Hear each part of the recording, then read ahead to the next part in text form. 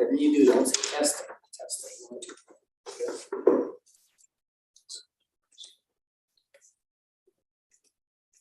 How long have you been in Orem? Asking how old he is. Well, my mom Mom was in Orem. born and raised here. She was pregnant with you. See, you've been in Orem longer than you've been alive. Yeah, that's true. Part of it was in vitro or. That's true. Well, I guess some of that was in the very Utero. and so like that. That's why you know Orem so well. How many, what was the population? When you were born, what was the population? Not that you, That I don't know, you've not. but it was a lot smaller. Yes. 1972. Is this a city or is this a farm? Yeah, It felt like a farm. I was born a year later. I was only 12 years old, right? You know, I was a young kid. I couldn't figure out what Orem was. Back in 1969. I wish we had a little more farm today. You know, It worries me that we're getting rid of all of our farming lands. well, and I think it's understand the now, same to remove all that culture. but with I think irrigation, it's, apparently Linden has control of the irrigation water that's being used, and I've been told that the canal that goes through Orem is not going to be sustainable. Can you start now? Which one? Are you The sure? one that runs, We're good to go. we're about The smaller. Palisades, it's probably All right. about 300 south. and goes- Yeah. I grew up next door to that. Okay, after our technical difficulties, thank you for your hard work getting that going, and we'll start our meeting. Okay, thank you. So tonight, on the actual meeting tonight, we only have one item in the regular session. So I will.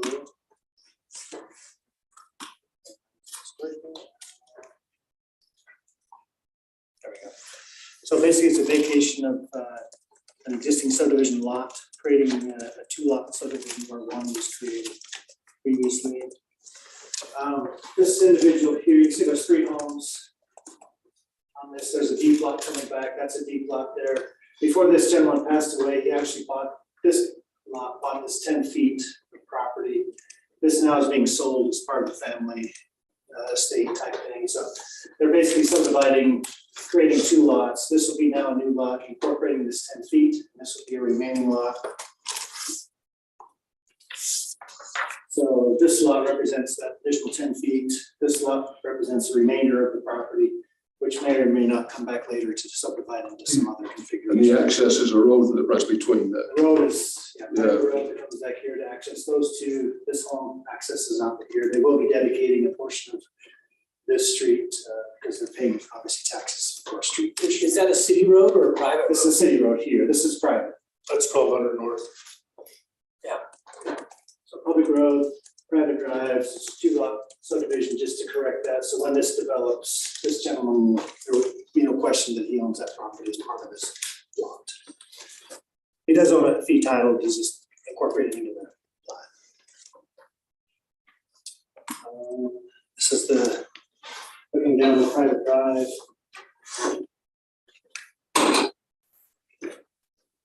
And it meets all the requirements, staff recommends that the planning commission approve 2-lot subdivision. So any questions on this?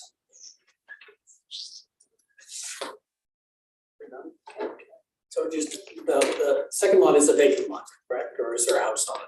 So there's a house on all 3 lots. It's a big flagship lot.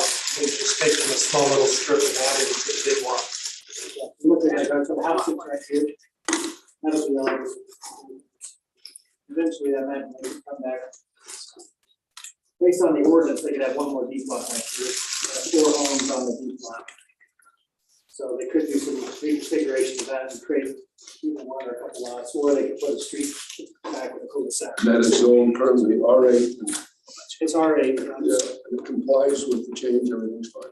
So future development obviously depends on what the property owner wants to do. And the ordinance is in place, but this meets the current ordinance to create 2 lots. And really, it's just adding that 10-foot to lot 1, so it's within there. Yep, I think that needs to be so clear. How they did it, we just asked them to include both lots, so they're both platted. Any other questions? So I'm open up my other.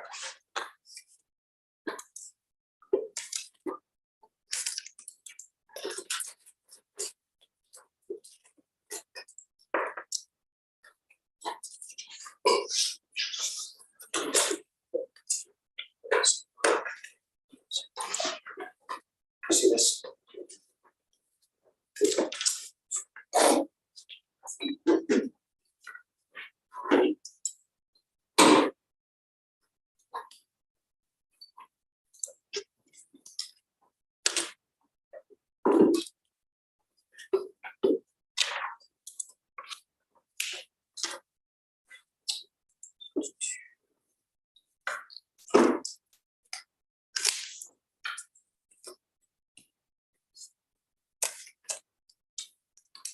Okay, if it's okay, we'll just go into the couple of discussion items that we have. First item, last meeting, you guys asked that we come back and show you what noticing requirements that we currently have. So there's a few that are controlled by ordinance, others are controlled by a policy by the city council. So this policy was updated mid 2000s as far as this distance that we require. The original policy was a 300 foot, actually the original was 200 feet. They modified it to 300 feet.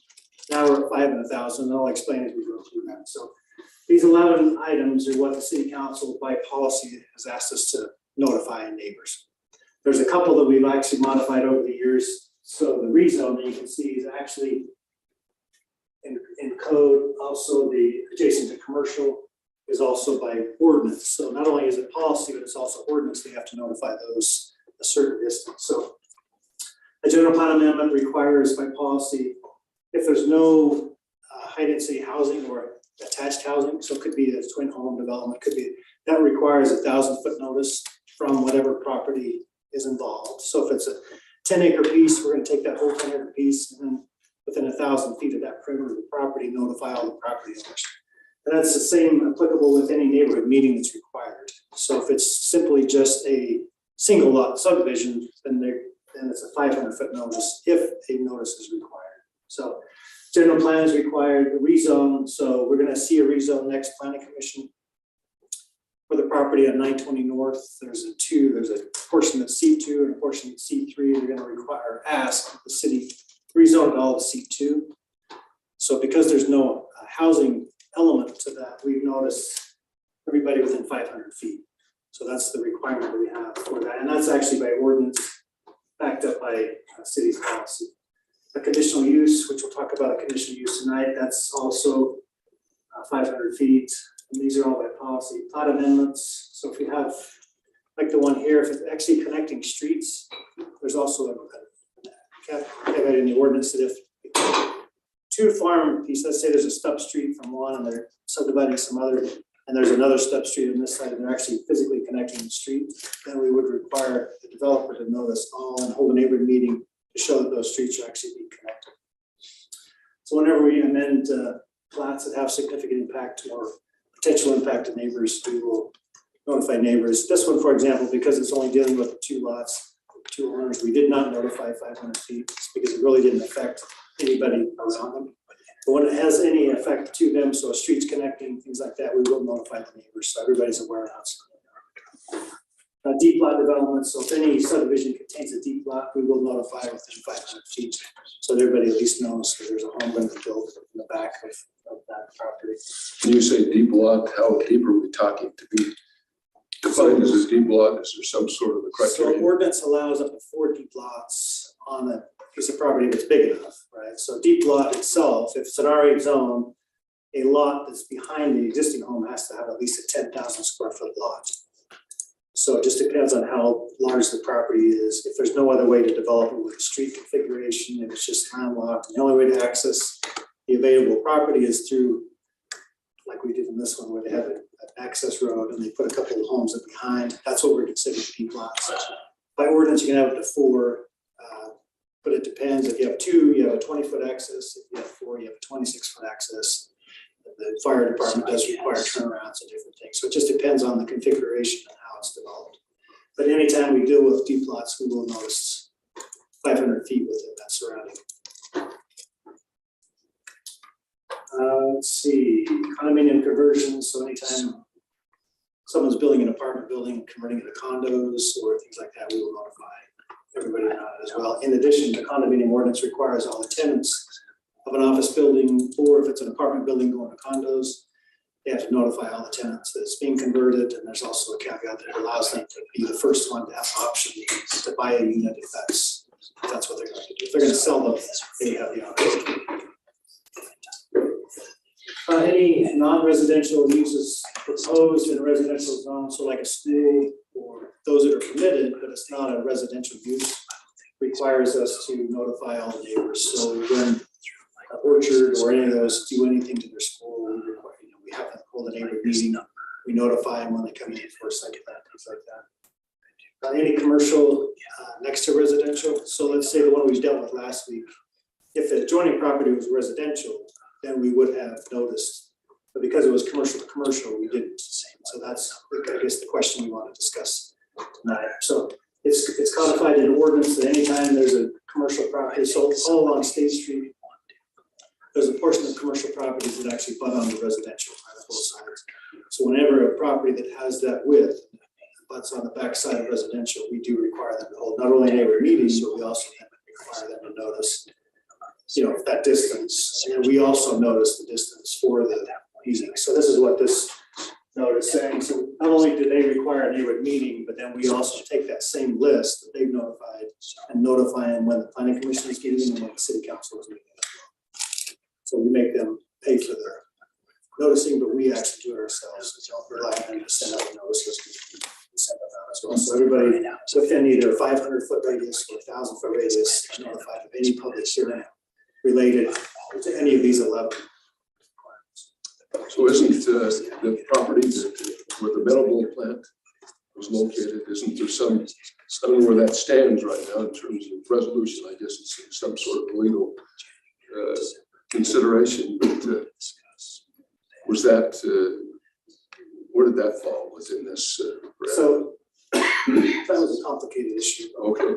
Yeah, the ordinance was written in a way that the street itself was the boundary, so we didn't notify, or didn't have to notify based on the ordinance, residential properties, although they were notified of actions that were going forward. So there are some, depends on the issue, depends on the technicality of the ordinance itself. So just to, by way of information. Can I just ask a question? So I had a neighbor, and this came to the planning commission 3 or 4 months ago. He owned 2 lots back to back, and he wanted to change the lot line. And since he owned, and he's a real estate agent and does real estate, and I saw this come to the planning commission. I said, hey, you're coming to the planning commission. Have you talked to your neighbors about changing the back line? I mean, he had not. Because he said, well, it's not required. It's my, it's my property, and I own both properties, so I think I can do this. But I still, and so I actually called up the neighbors, and I kind of knew the answer, but where does that fit in here? Because he actually was changing the boundary of his lot and the lot behind it. Yeah, But no one got noticed. Yeah, if it's 2 lots, they're just changing it, the boundary to still create 2 lots. We're probably not gonna notice the neighbors because it's not really affecting anybody by, so if you have frontage on this street, you're really just moving that internal boundary. Mhm. You're still having 2 lots. We're probably not gonna notice the neighbors because it really is nothing that they neighbors say or have an issue with.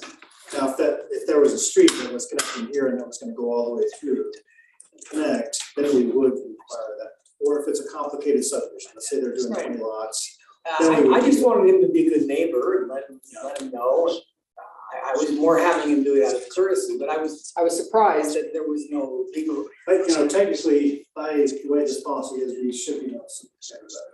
Okay. We've just made a decision. It's not really affecting the neighbors. And the neighbors were totally fine. There was no problem whatsoever. I knew that was the case. I was just trying to figure out what was the.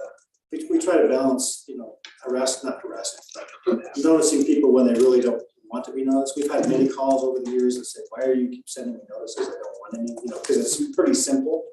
Because you'll have so many come in and say, well, I can't do anything anyway. Why did you notice me about this? And so if the planning commission is kind of 2 lots, going to 2 lots and you're moving the line 10 feet, it's pretty much a no-brainer that it meets the requirements. And it's going to be a formality for the planning commission.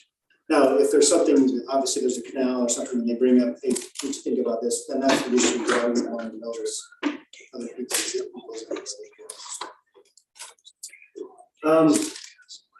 So all site plans that are within these zones are also required, so just FYI, let me just show you where these zones are.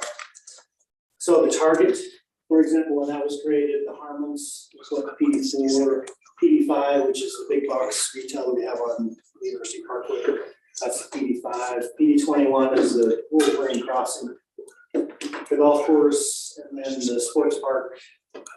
For whatever reason, back in the day when they had created this policy, they wanted those neighbors to be able to be invited to whatever comes in. Now, the other, whenever we're creating an ordinance or revising a PD that's existing, we do notify the neighbors as well. So if there's something significant changing in that ordinance that would affect the surrounding neighbors, we do require not only neighbor meeting, but also notice that as well.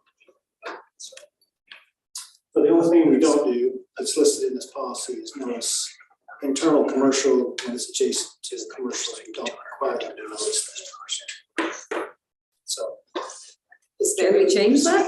Well, I was gonna say, is there an historic reason for that, or Yes. this has never really been an issue before, or? Hasn't necessarily been an issue, typically if it's commercial to commercial, if somebody buys a commercial, and this is just, somebody buys a commercial and they live next to, or they work next to a commercial, as long as it meets the requirements of that commercial, then there really is nothing they can do necessarily.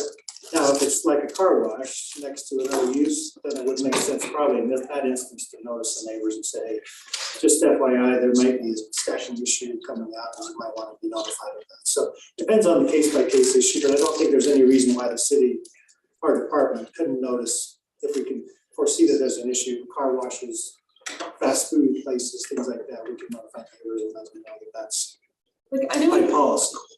so I noticed a few months ago, we had an issue where it was a commercial neighbor next to a commercial residential development, and they were notified. I guess that's residential too, there's a lot of commercial development going in there too. And I've just noticed repeatedly that we have people come and be like, I wasn't notified, and you're like, okay, like I can't control your mail and I can't control what you do with it, but at the same time, here's all this information, and so I think that's one of the things, I don't know, Murray could probably talk about that, maybe you'd like to speak to. But just there's been recurrent things with notice, and how do we provide notice? So, I mean, the number one answer people mostly come up with is I wasn't noticed. But majority of the time they were, they may have, it's a postcard this big and their kids or whoever may have got it, chucked it. I mean, but we do have record of who we send it to. Now, what did the postman deliver it? We can't guarantee that we did. We don't have certified mail. We don't send those certified mail. But we do it a third party. So we actually send it over to Freedom Mailing. We send them a list and they basically do all the mailings. Ryan and myself get mailings in the mail too to verify that it's actually been delivered. All the council gets mailings. Whenever we send out a mailing or a list to the developer, or we ourselves send out a notice, we all automatically get that notice, so we can make sure that there's something, if some mailman just chucked them all away or whatever, we would know that we didn't get that notice. So we're usually sending it to the property owner. Correct, Jason? Yeah, so that may not be the resident. So the way our system works is the computer programmer before actually it was a duplicate. So if the owner listed as the owner, but he lived out of state, then it would basically take the two and just merge them into one. We only send one notice. If the actual resident is different than the actual owner, then we send it both. So the owner would get one and the resident would get one if they're not the same. Right? So we do notify the property, and we notify the neighbor or the owner if it's a different address. So we do, if you look at the notice list, you'll see anything, there'll be some out of state, there'll be some in other parts of the Utah, and then we'll also notice the property itself. So we do try to get as much notice as we can, and sometimes it gets lost, sometimes they just maybe didn't see it, but most of the time, if not 99% of the time. I mean, obviously, we're not perfect. Sometimes we do error, but most of the time they've gotten the notice if they're within that notice frame. So I guess having been noticed a few times now, one of the challenges with the noticing process is that they don't get noticed until they're coming to the planning commission or until they're going to city council. And by that time, the developer already has spent so much money, worked with you guys for so long, there's so much momentum down, it's almost like a train heading down the tracks. And it really just kind of pits you against each other if you're not on the same page. So, well, true for a site plan. If it's something that requires a neighborhood meeting, let's say a rezone or a site plan next to residential, they are required to have a neighborhood meeting before they actually submit to the city. So a rezone, like the one down in your neck of the woods where he's trying to rezone HS, we required him to have the neighborhood meeting. He's actually held 2 before he actually made application to the city. So the noticing that we send out to planning commission for public hearings, yes, the application's already in process. But in order to make that application, that neighborhood meeting had been held already. So neighbors should be notified before that process even starts. Doesn't mean that they haven't already got the plan set and there's not a lot they can do, right? But hopefully they'll work with neighbors and try to coordinate at least some of their ideas into their design before they come to the city. As a planning commission member, my bias is if the neighbors are okay with it, I'm fine with it. If the neighbors aren't okay with it, I'm not fine with it. That's just my first, maybe I'm, Steve were here, he said, well, that's not your role as a planning commission member, and I say, well, kick me off the planning commission then, but. Let me play devil's advocate for you from memory. Sometimes there will be decisions that an elected official or a planning commissioner has to make that is for the greater good of the whole community as a whole that may impact a neighbor. And unfortunately, those times will happen and projects will come and you're gonna have to make that decision. So good luck. I'm getting the big bucks. And my other devil's advocate question is, what is the number of threshold that says the neighbors are against it versus for it? Yeah, that's true. It depends. We've had projects that the entire audience was opposed. The council approved it. Never was built, but there was a lot of angst during that meeting. So it just depends on. Now, planning commission is a little bit different, right? You can make a recommendation when it's a recommendation. Sure. That's a different issue. You can have your own opinion, you can take neighbors input, things like that. But when it's something that's a site plan and things like that, it needs the ordinance, that's when the discretion, as we've talked about. It's kind of limited about that. But any rezone, anything that's goes on the city council ordinance, things like that, that's when you have a lot more discretion. Whether you think it's a good idea or not. But it would seem like from a legal perspective, if whomever's developing something complies with the rules, even if the popular opinion is in opposition, there's really not much that can be done to stop the project. Right. You know, good point is last week when they, you guys negotiated or helped negotiate the fact that if, when there is an issue, they can move that access if everything works out. So there is an ability for the planning commission to work on that. It's not your purview necessarily to design all the projects, but there are case by case where there are issues that may make sense to say, hey, well, have you thought about that? Or maybe we haven't thought about that because it seemed to work. The owner finally, came in and said, hey, that's an issue for me, and we can make some resolution during the meeting or continue it, or we try our best to try to catch those issues, but there are occasionally that something comes through. That might be a good example of why we should change the notification. Yes. Commercial to commercial. Absolutely. Because especially when it's a smaller business, so he's actually almost like a resident in that regard. And if he'd been noticed, he probably would have showed up and said something.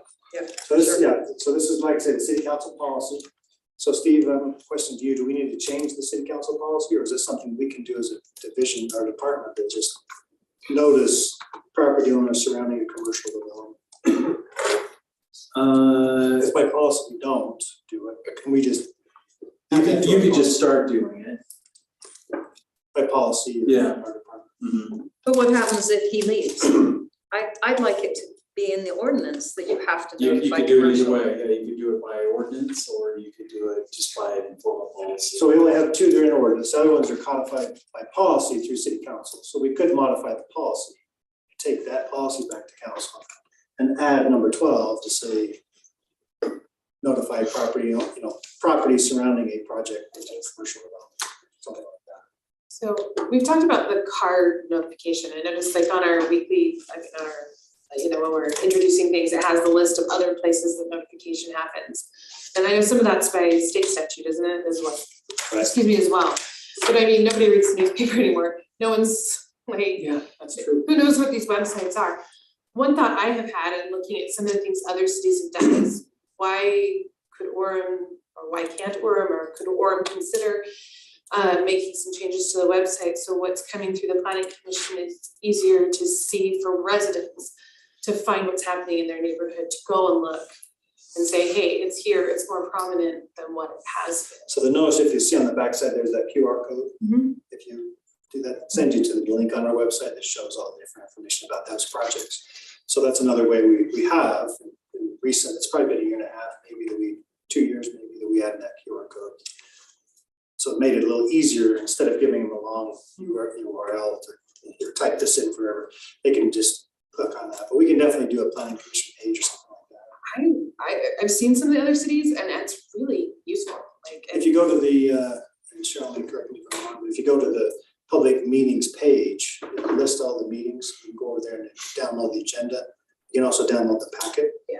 So if a neighbor or whatever knows that I can just go to the meetings page on the website and I can download anything that's on it. And that's what I'm You're saying. never gonna find it. No, and this like my generation is younger, they're not gonna dig that far to find it. If it's not a like glaring button or spot, like, you know, We can work on that. We can I'm just putting that Do forth as mini a links, suggestion. make them short URLs instead of full URLs. That's where the QR code came in. Yeah, I that do that like- was in the older generation, not knowing what that is, and sometimes they don't work on phones. So we'll work on that. We'll discuss amongst some of the best way to do it, whether it's policy, whether it's ordinance.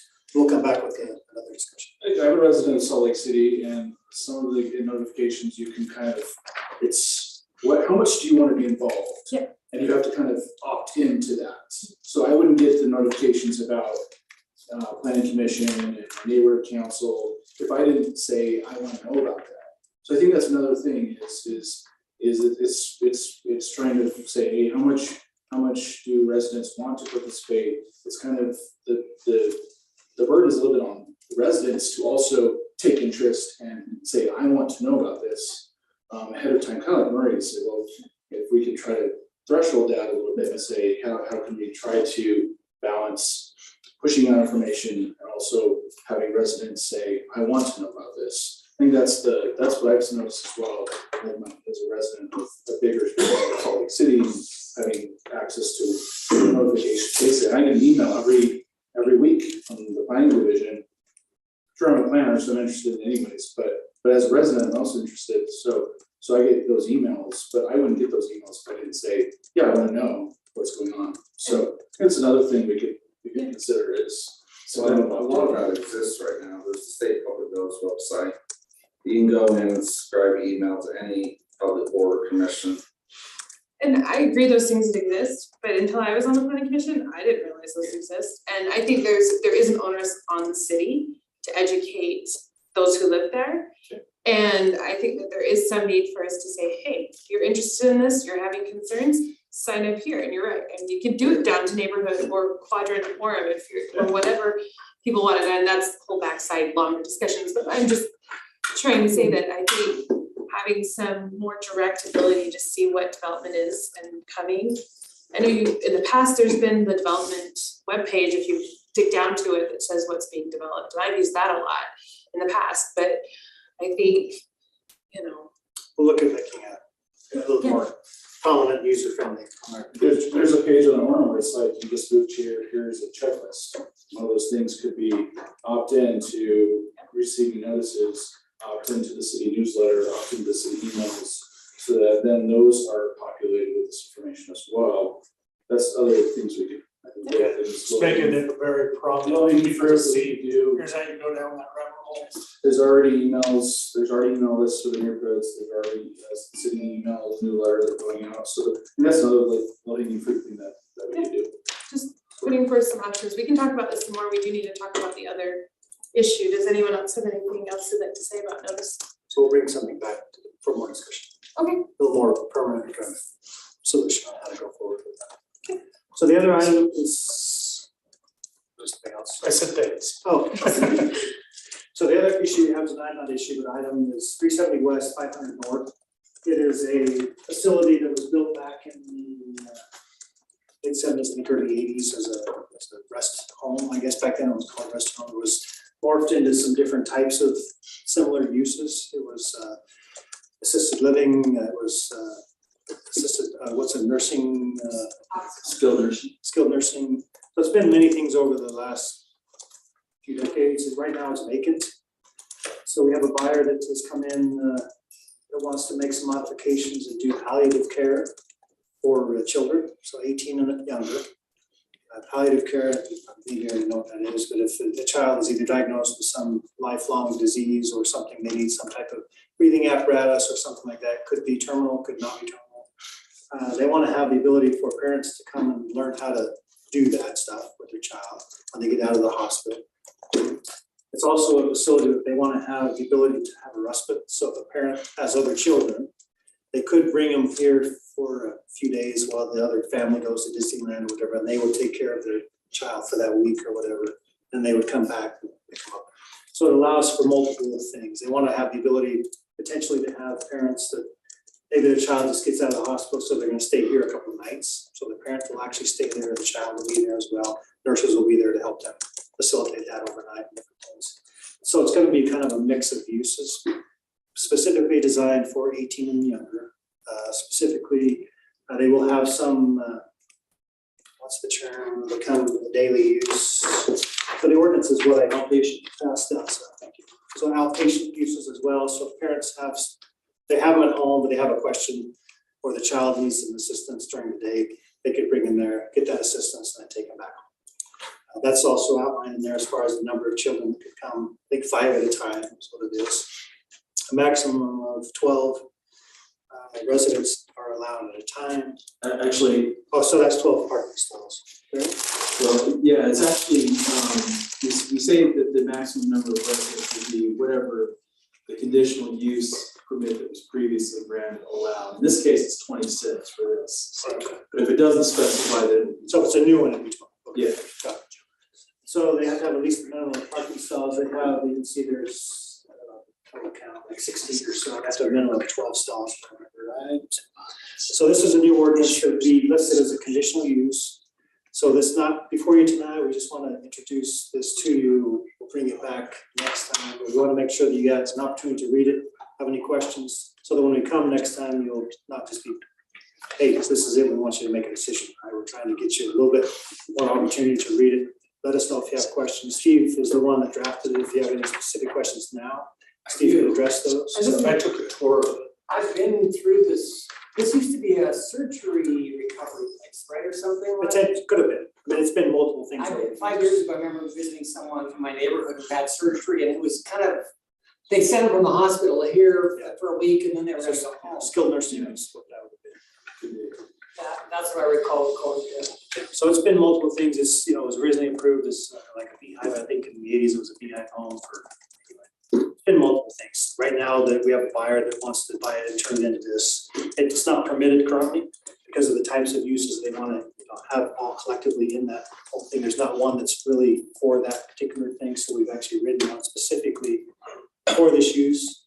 It would allow us other, we have probably I think 8 or 9 of these types of facilities in residential zones that we see are kind of losing interest in that. They're trying to change over into something else. So this probably won't be the last time we see some of these come through, but this is another adaptive use that would be able to use the use without having to tear it down or go vacant for another 5 or 6 years. So anyway, this is kind of a unique thing that we're brought before you tonight. If you have questions, great. If not, we'll bring it back. So maybe another little historical background on this, like this has been vacant for a couple of years. And Jason and I, you know, we've had other people come in with that had an interest in the property, wanted to do various things with it. I mean, a couple that I can think of is people wanted to just come in and build like apartment units. You know, maybe some wanted to do like affordable elderly apartments or affordable housing type units. Other people wanted to do like, I've heard sober living, you know, big sober living facility. There's some college professor apartments. Yeah. Visiting professors at UVU, they wanted to convert it into some apartments. Yeah, so we've had a lot of really unique ideas, and we, to tell you the truth, we haven't really felt like any of those were great options, but anyway, so this one kind of came along and they, were willing to actually move forward with it. So we worked with them to develop this ordinance that would allow them to do what they're proposing to do, so. Is there any other place in Orem that does this like they're doing? Or is this unique? The only one that I've heard about is one in Ogden, actually. So this lady that owns this company does do home care.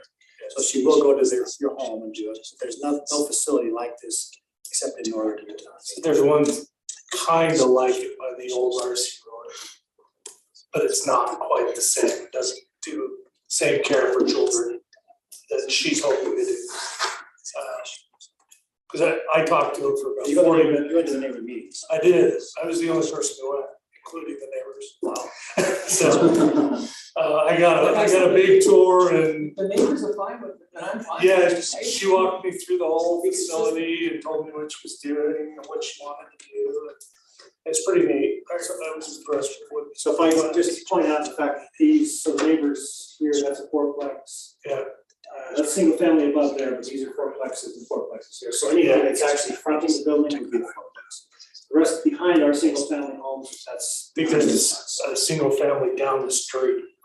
That's about it. Yeah, they're all Yeah, fourplexes. so if you go, drive by it, it's pretty low impact. As far as the facility itself is pretty nice.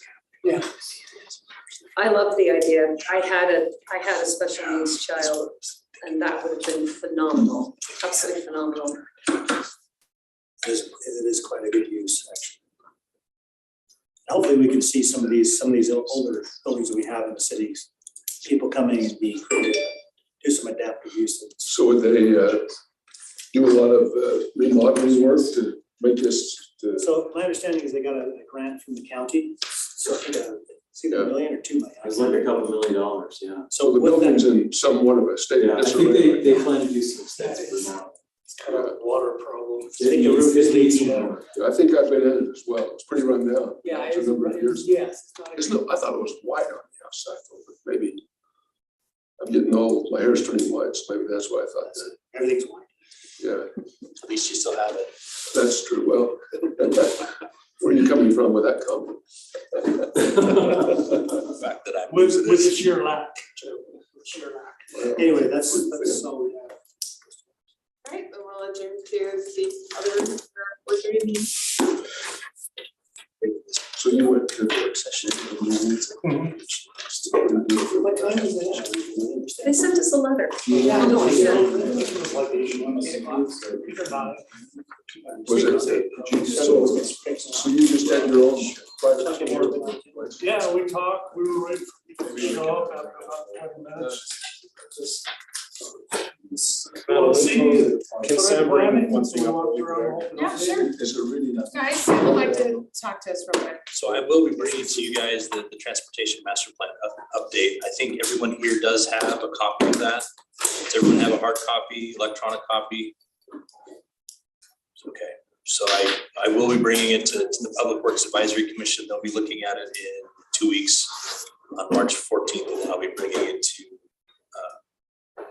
Planning Commission for approval and going through the whole process. So if you have questions, feel free to go ahead and contact me, and I can do what I can to answer those.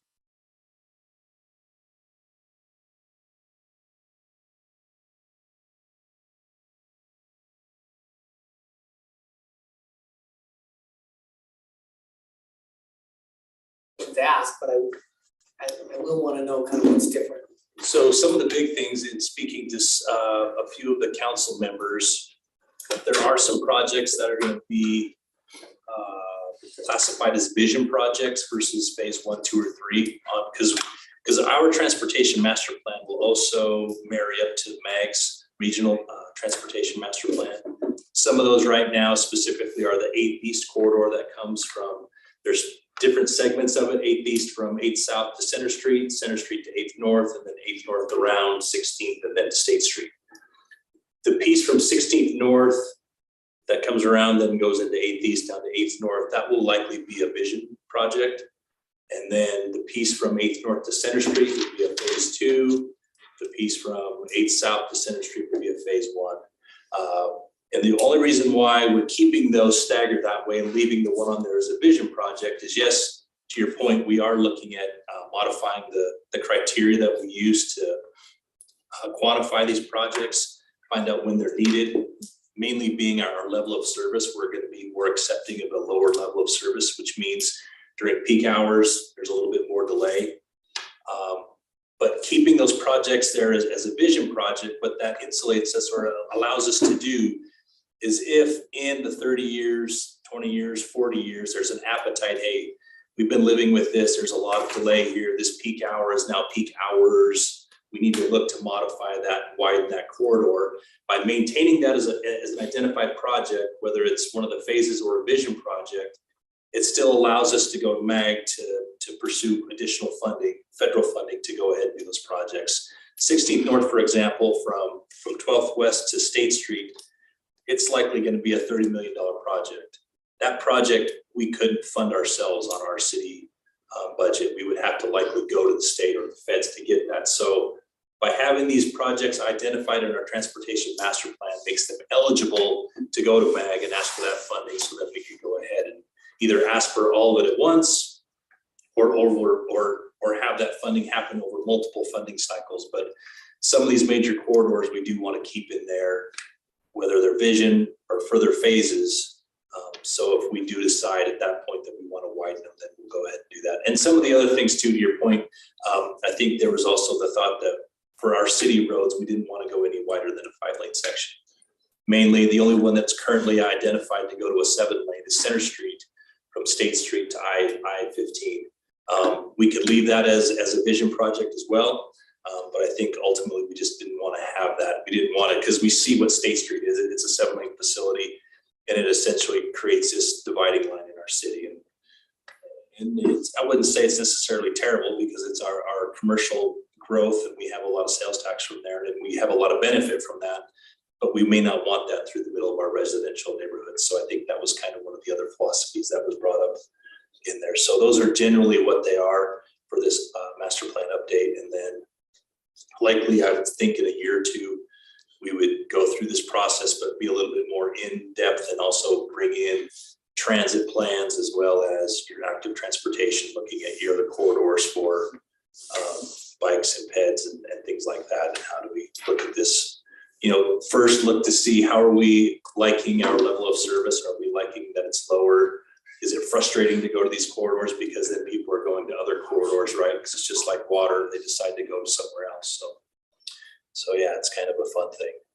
So your predecessor, what I want to know is this in the master transportation plan or not? Your predecessor used to always say, Orem is a grid and we want to keep the integrity of that grid and as much throughput on as many streets as possible. And I don't know if that's part of the plan or whether that was just his application of it. I've lived in cities and bought property in cities where they had the opposite, which was if it was a neighborhood, we didn't want a lot of through streets. If we wanted major corridors and then we wanted to, the traffic plan actually preserve the integrity of the neighborhoods rather than throughput of cars. And I don't know if this is part of the transportation plan or not, or whether that was just a statement. So that's kind of what I'll be looking for, is to say, from my perspective, I see the integrity of neighborhoods more important than having every road connect.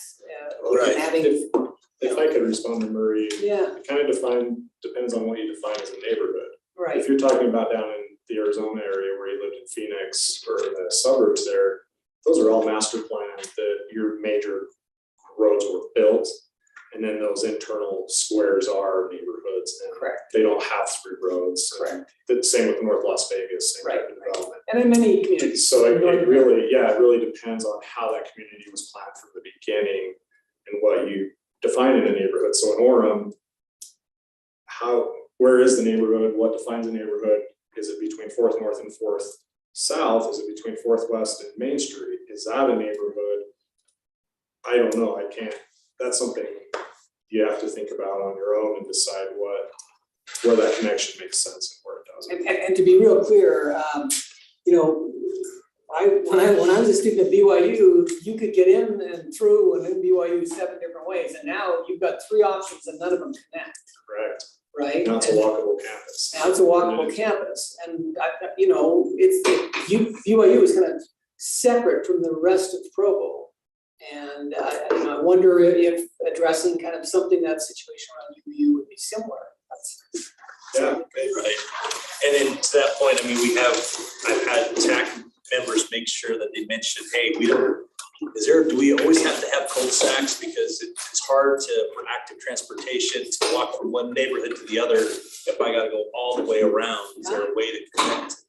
yeah. So it's And my very big point topic. was, well, cul-de-sacs would be to create neighborhoods, not to create.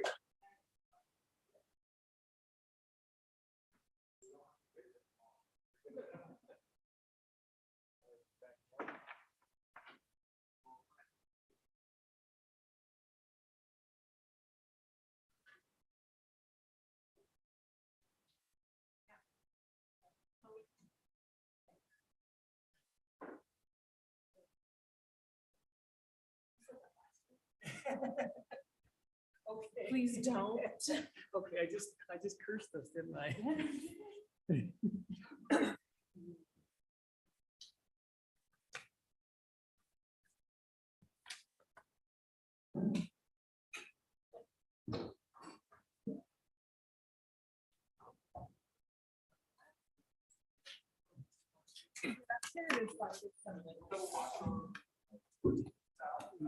Good to see you, Jerry.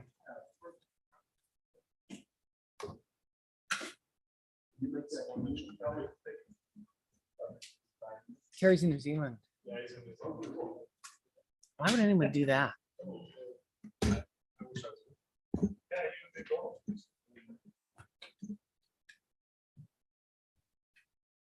Oh, let me turn on. There we go. The power button. Isn't that amazing? I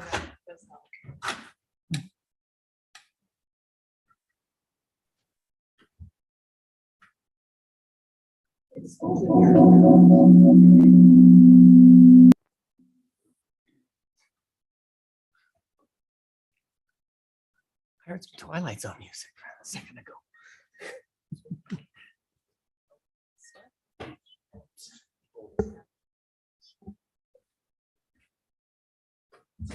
It is cold in here, isn't it?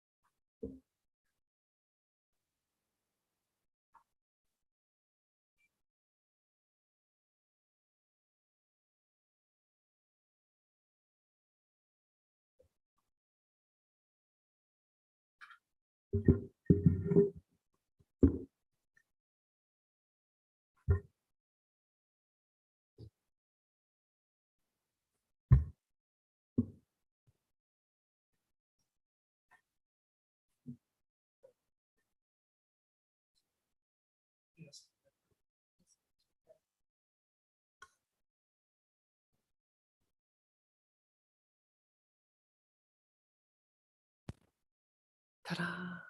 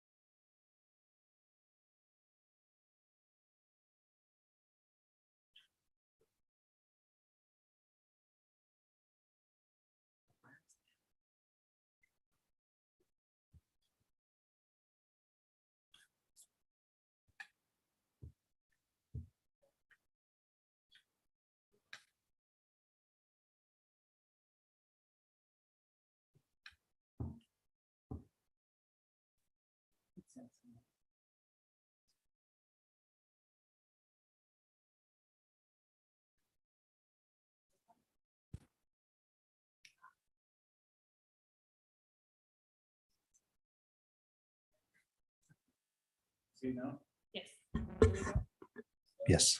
Okay, then I call this meeting to order. We will start with an invocation by Jerry. Our Father in heaven, we're grateful this day for the many blessings which thou hast bestowed upon us. We are grateful for this nation in which we live and the freedoms we enjoy. We're grateful for our city here and the opportunities it affords. We pray that thou will bless us as we fulfill our duties this day as the Planning Commission, that we might do those things which are pleasing unto thee and which are to the benefit of the citizens of this city. And these favors and blessings we ask in the name of thy Son, Jesus Christ. Amen. Amen. Amen. Okay, item 3.1. Item 3.1 is a plat vacation. It's a proposed 2-lot subdivision at 1170 North, 520 East in the R8 zone. The applicants are here tonight, the only ones that are here tonight apparently. They are here to subdivide and add into their property this portion, 10-foot strip into their existing lot at this location. So this is their lot here. This lot represents the fact that they're incorporating that into that lot. And then lot 2, which will also be platted, will also do some dedication along 1200 North. So it's a simple 2-lot subdivision, vacating of the existing plat and replatting it into this proposed plat. Here's the deep lot, our access for the 2 homes, and then the home on the larger lot as well. So staff recommends that the Planning Commission vacate Ashton Estates Plat A and approve Ashton Estates Plat B, located 1170 North, 520 East. Any questions that I can address? Commission, any questions? Okay, would the applicant like to say anything? Oh, It's 15 feet, okay. well, now we're going to start over. Sorry. Okay. Anything else? If not, anyone like to make a motion? I move we, let's see, I move we approve to vacate Ashton Estates Plat A and approve Ashton Estates Plat B located generally 1170 North, 520 East in the R8 zone. I second that motion. Okay, Helena? Yay. Aye. Aye. Aye. Aye. Aye. Okay, passes. Thank you. Ryan, do you have anything for us? I don't know. Are you trying to break the record on shortest meeting? I don't know. Okay. If you're not, as you saw coming in today, the construction fence has gone up outside. There will be a groundbreaking on March 28th as part of the city council work session. But city crews will be in starting demolition and site clearing. In fact, starting tomorrow, and they will be doing that in utility relocations for the new building. So we're full speed ahead. So as you come to the site, enjoy the construction views, but also be wary of construction equipment and be safe. So thank you. Thanks. Okay, meeting minutes from February 15th. Any concerns or, oh, okay, I make a motion. I make a motion, the many minutes of, was it February 15th? yes. Be approved. I second that motion. Aye. Aye. Aye. Aye. Aye. Aye. Okay. I make a motion, we adjourn. I second that motion. You have to vote. So I have to say aye? Yes. Okay. Aye. Aye. Aye. Aye. Aye. Okay. We actually, That's your fault. So Madeline, why is it aye? Legally, it doesn't matter. say yes. I don't know. I don't think it does. They did? Yeah. It doesn't matter. But I was wondering. If you're a, yeah, if you're I, you're a pirate, and if you're yay, you're a cheerleader. That's the.